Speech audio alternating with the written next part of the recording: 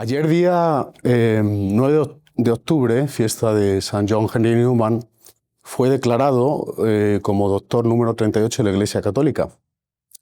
Se podrían contar muchas cosas fascinantes de la vida de este santo inglés. Podríamos hablar quizá de su prosa magistral, de su influencia universal en el pensamiento y la literatura, que fue alabado por genios como Wilde, como Joyce o como Chesterton, de la maestría de su retórica religiosa y su homilética, famosa por su forma apasionada y al mismo tiempo reservada de llegar a sus feligreses como anglicano. Pero yo creo que es importante resaltar en esta pequeña charla que voy a dar el modelo de santidad que ofrece Newman al mundo. Newman no es solamente un intelectual de calado, sino que es un santo y un modelo a seguir para los católicos y probablemente para toda la sociedad, de amor a la verdad, de amor a Jesucristo, de amor a la Virgen María y de amor a la Iglesia. Hoy solamente hablaré de un tema que, desde mi punto de vista, es un tema esencial en el pensamiento de Newman, que es la conciencia. Newman fue declarado de una manera extraoficial, y lo contaba esto Ratzinger a veces cuando hablaba de él, como el padre conciliar ausente dentro del Vaticano II, el padre de la conciencia, podemos llamarle. Y quería destacar, antes de empezar a hablar un poco del tema de la conciencia, dos aspectos un poco de la persona que era Newman. No me gusta hablar de personaje porque eso suena un poco como de falsedad, pero sí de la persona, ¿no? La primera cosa es entender que la vida de Newman, igual que la de muchas personas, no fue una vida fácil. Hijo de una familia media alta inglesa, con problemas económicos gravísimos. Newman es un estudiante muy empeñado en hacer las cosas bien. Llega a la universidad y tiene problemas. Es alguien muy trabajador, pero con un carácter reservado. Y luego todo su periplo, todo su conversión desde el anglicanismo a la Iglesia Católica es un periodo que podemos decir que es un periodo marcado por el dolor, tanto dentro del anglicanismo, pero mucho más, de una manera paradójica, en la Iglesia Católica. Newman dice al convertirse una frase que es muy paradójica, ¿no? Y que a los católicos nos puede llamar mucho la atención. Dice: antes de convertirme tenía una religión triste y una vida alegre. Dice: ahora como católico tengo una religión alegre, pero una vida muy triste, ¿no? Se podrían contar muchas cosas de lo que tuvo que sufrir, de incomprensión, de sospechas, recibir unas clases de catecismo con 46 años, con chavales de 18 años en Roma, Propaganda Fidei, donde probablemente tenía maestros que le citaban a él mismo, y eso demuestra pues una enorme humildad, ¿no? Una maravillosa humildad, ¿no? Ni qué decir tiene de todas las persecuciones o incomprensiones que sufrió también por cardenales, por obispos, o su paso, podemos decir, triste, como él refleja, como rector de la Universidad de Irlanda, la Universidad Católica, ¿no? En fin, todo eso es el contexto de la vida de Newman. Yo destacaría un rasgo, creo que interesante, de su personalidad, y que a veces no se cita, porque a veces cuando hablamos de grandes intelectuales y santos queremos saltarnos un poco sus defectos, ¿no? Y yo creo que es importante, ¿no? Porque la santidad y los defectos humanos van de la mano, ¿no?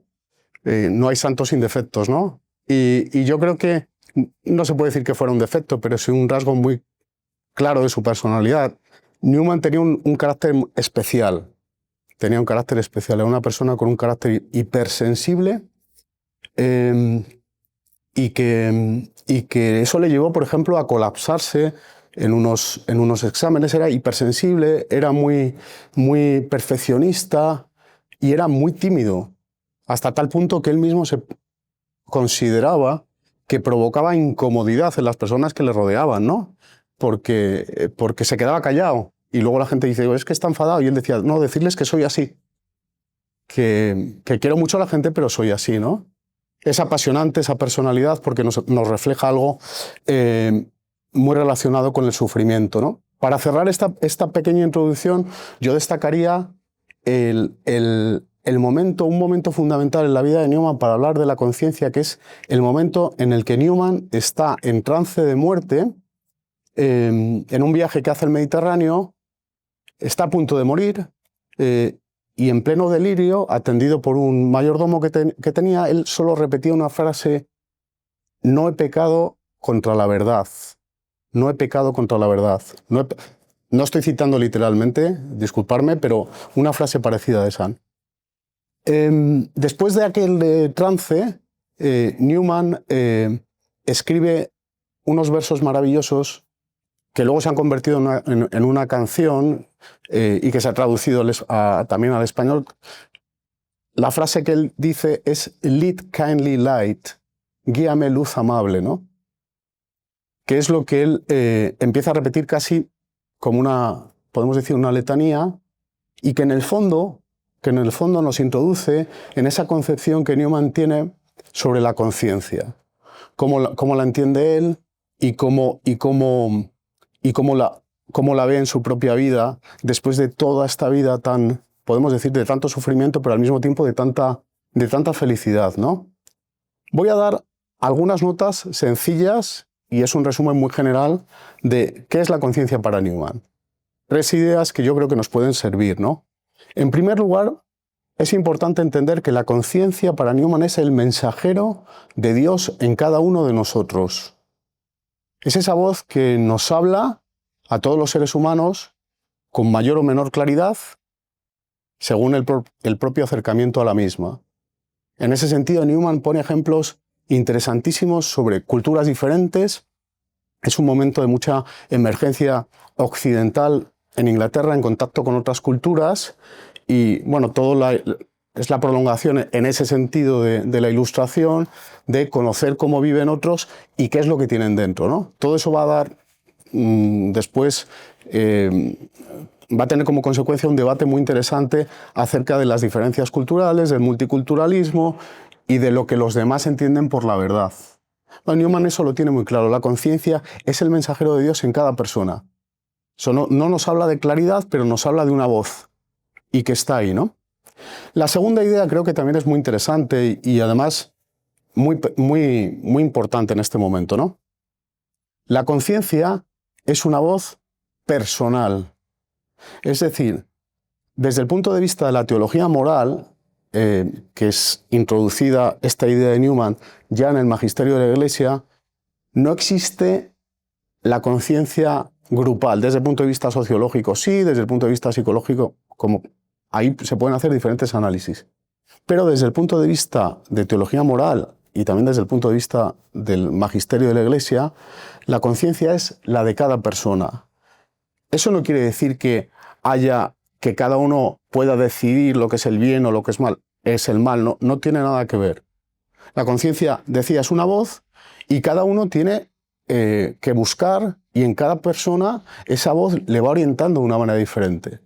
Y esto es muy bonito entenderlo, porque es como para Newman Dios va en esa voz, la va personalizando en cada vida concreta, en cada situación, en cada respuesta a cada reto que uno tiene, a cada dolor, a cada circunstancia, ¿no? Cada persona, por tanto, es única, y a cada uno su conciencia le va hablando a lo largo de la vida. Esa segunda idea me parece que tiene mucho peso en todo el pensamiento de Newman acerca de la conciencia. La tercera idea, que está relacionada con las otras 2 ideas, me parece que también es muy interesante resaltarla, ¿no? Y creo que también es muy actual, no solo en el pensamiento católico, sino en toda la sociedad. Y hago una pequeña pausa porque efectivamente hay muchas personas que no se sientan a pensar realmente la idea de bien que tienen dentro, no la que quieren tener, sino la que les va empujando a hacer cosas. Y que no pueden, como decía Ortega y Gasset, dice, la voz insobornable, aquella voz que yo tengo que me orienta, ¿no?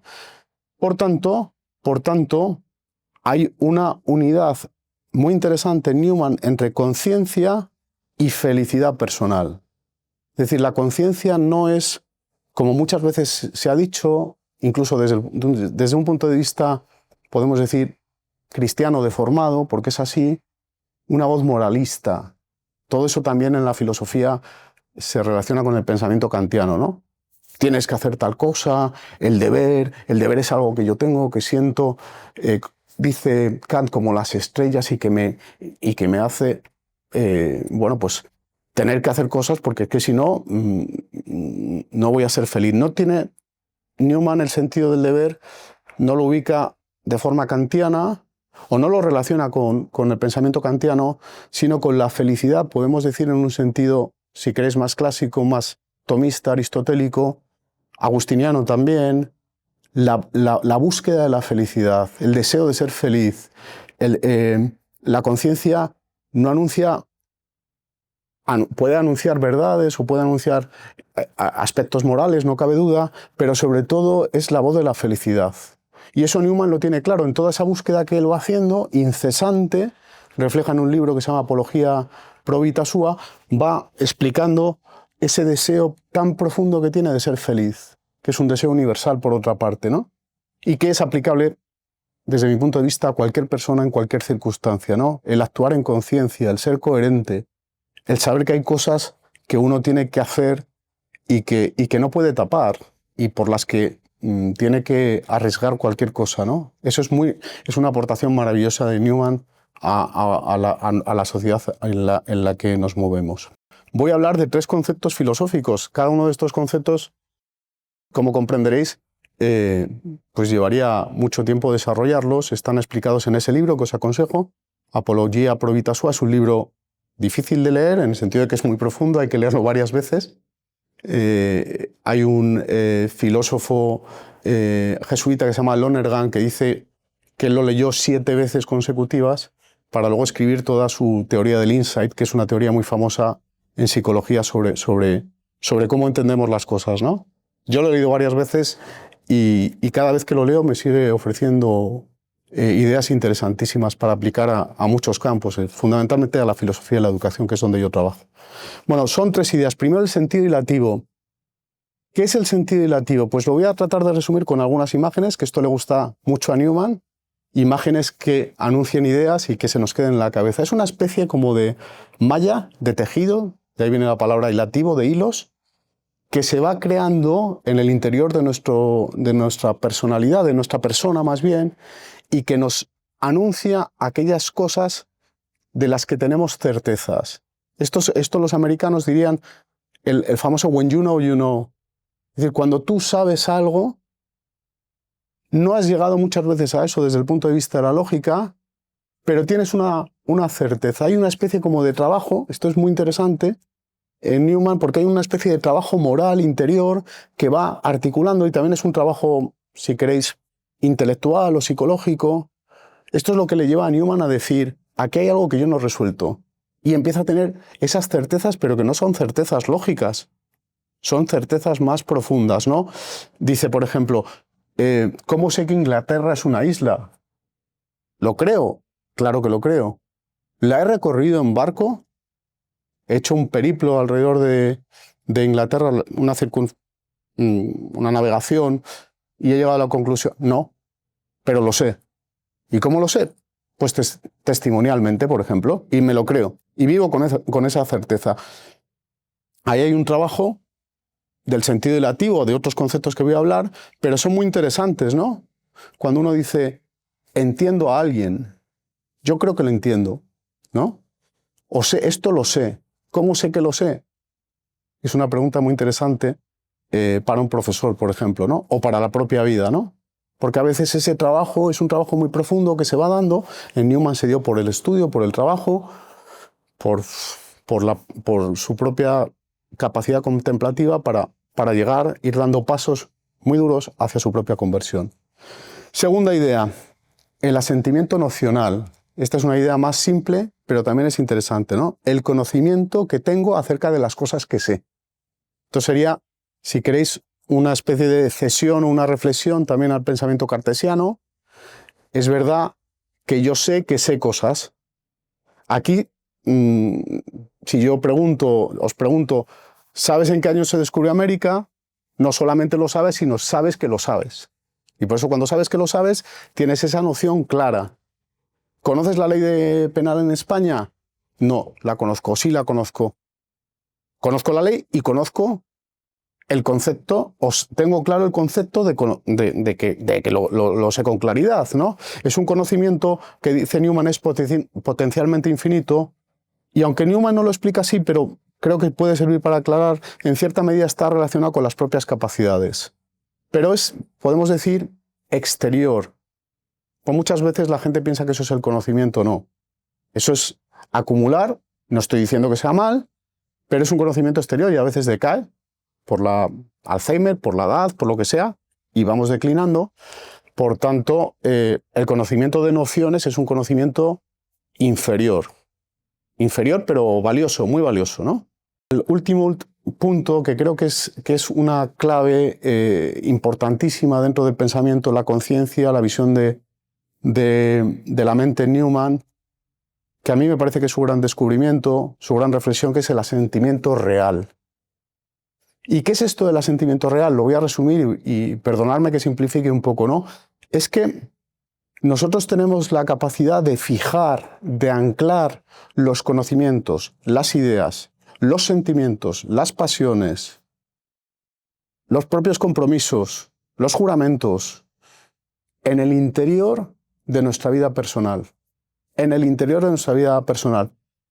Cuando una persona dice te quiero a otra, lo puede decir por un acto emotivo, por una atracción sexual, o lo puede haber anclado dentro de su propia personalidad, de una manera muy profunda. Y esto se entiende muy bien en ese tipo de amor, pero se entiende todavía mejor cuando uno habla del amor hacia los padres. Yo he asentido en un momento dado, como todos los que me escucháis, en un momento dado de la vida he sentido la importancia que tienen mis padres, mis hermanos, mi familia dentro de mi vida. Pero bueno, también he sentido otros valores importantes que marcan lo que yo soy, como todo lo que estamos aquí, ¿no? Esto es muy importante porque el asentimiento real es el que hace, por ejemplo, que uno pueda jurar, que uno pueda casarse, que uno pueda aceptar un pacto, ahora que estamos en un momento de búsqueda de la paz en los conflictos que hay en el mundo, ¿no? Acepto el pacto, ¿no? Y eso se puede dar de una manera real. El asentimiento real es el que da peso a la conciencia de la persona, el que da solidez. Y se apoya también, obviamente, en las nociones que uno tiene. Es asentimiento nocional y asentimiento real, dice Newman, van de la mano. Uno ofrece la información y el otro ancla. Y el otro va construyendo a la persona por dentro. Bueno, pues en conclusión, quería terminar simplemente con 3 ideas o 3 conclusiones que más o menos han ido saliendo en toda la reflexión acerca de Newman. Creo que las ideas de Newman sobre la conciencia son un aporte fantástico para la propia vida y para el desarrollo de la sociedad en la que nos encontramos, en esta sociedad del siglo XXI, de los primeros 20 años o 25 años del siglo XXI. Y yo diría por 3 motivos, o que nos llevan a 3 conclusiones. Primero, buscar la verdad es esencial para hacer crecer la propia delicadeza de la conciencia. La conciencia no es estable, sino que se va puliendo. Y esto es muy importante, porque si decimos que está relacionado con la felicidad, uno tiene que tener una conciencia delicada, no delicada en cuanto débil, sino adecuada, concreta, que construya lo que dice Newman un caballero, que se puede atribuir a cualquier persona, hombre o mujer.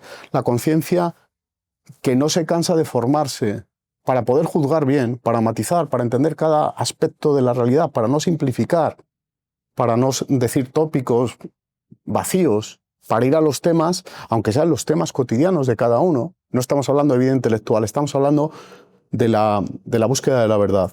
Segunda idea, una vez encontrada la verdad, evidentemente se une a la idea o a la necesidad o a la obligación, podemos decir entre comillas, de amarla con todas sus consecuencias. Es decir, la verdad no está para contemplarla como un cuadro, para contemplar esos datos de forma séptica, si queréis un poco cínica. Newman tiene críticas interesantísimas al eruditismo, de gente que sabe mucho, pero en el fondo es frívola. No, la verdad, la conciencia tiene que buscar la verdad y tiene que amarla también, ¿no? Y las consecuencias que provoca eso, que a veces pueden ser durísimas, pero eso tiene que ver con la felicidad. Y la tercera, que me parece una idea maravillosa también aplicable a la sociedad en la que nos movemos en este momento, el deseo de no juzgar jamás la conciencia de los demás. Si estamos diciendo esto es casi como una obligación muy difícil de llevar a cabo. ¿Por qué? Porque uno se siente inclinado a meterse en el disco duro de los demás y decir que esto lo ha hecho. Newman en ese sentido era un hombre muy delicado y trataba además que los demás lo fueran por él. Cuando él explicaba los motivos de su conversión, siempre pone por delante, cuando habla con el primer ministro inglés, en la carta al duque de Norfolk lo explica, no recuerdo en este momento el nombre, pero dice, es que no me puede usted juzgar. Pero él lo aplica a todas partes, ¿no? Y creo que es una enseñanza maravillosa. El juicio de la conciencia, el juicio humano sobre la conciencia de los demás, podemos decir que es siempre equivocado y nunca entiende, estoy hablando del juicio y no de los hechos, sino de los juicios de conciencia, nunca entiende todos los porqués de la vida de una persona. Y nada más, muchas gracias y espero que os haya servido esta pequeña reflexión.